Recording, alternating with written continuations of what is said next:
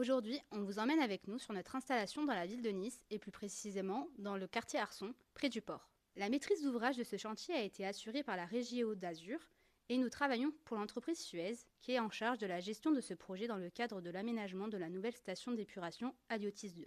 Nous intervenons sur ce projet pour l'installation de 2 vannes hydrodynamiques pilotées. Ces vannes vont permettre de contrôler la mise en charge du bassin Arson d'une capacité de 10 000 m3. Ce bassin rencontrait des difficultés de gestion de remplissage et l'objectif des vannes EFREG va être de contrôler son débit et de gérer son remplissage en temps de pluie. Ce sont des vannes pilotées, c'est-à-dire qu'elles sont commandées par un vérin hydraulique qui est asservi lui-même par un automate Sofrel qui a la capacité d'être contrôlé à distance. La particularité des vannes EFREG, c'est que nous les installons directement dans le réseau existant. EFREG a cette capacité d'installer dans l'existant sans modifier le génie civil. Du coup, pour la ville de Nice, sur le projet Arson et Riquier, on est obligé d'intervenir de nuit.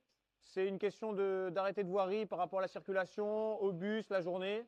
Donc on intervient de nuit, de 20h jusqu'à 5h du matin au maximum. C'est un chantier qui nous a pris environ 3 nuits, 2 nuits et demie, donc ça fait environ une nuit par vanne, voilà, selon la complexité du réseau et pour s'adapter au réseau existant qu'on trouve. Pour l'installation de la vanne, on fait passer toutes les pièces par le regard de visite, donc par la trappe humaine.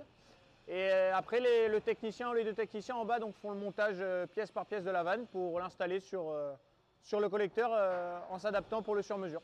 Donc sur ce projet, il y a quand même une facilité d'installation au vu de la localisation du site, de la qualité de la canalisation et du béton. Et voilà, tout est pensé dans l'entreprise pour que l'installation se passe le mieux possible parce qu'on travaille quand même dans des espaces confinés, des espaces qui ne sont pas prévus pour l'homme. Donc le but, c'est que l'installation se passe sans le moindre risque ou en les évitant le plus possible, pour que les techniciens installent le plus rapidement et dans les meilleures conditions de sécurité.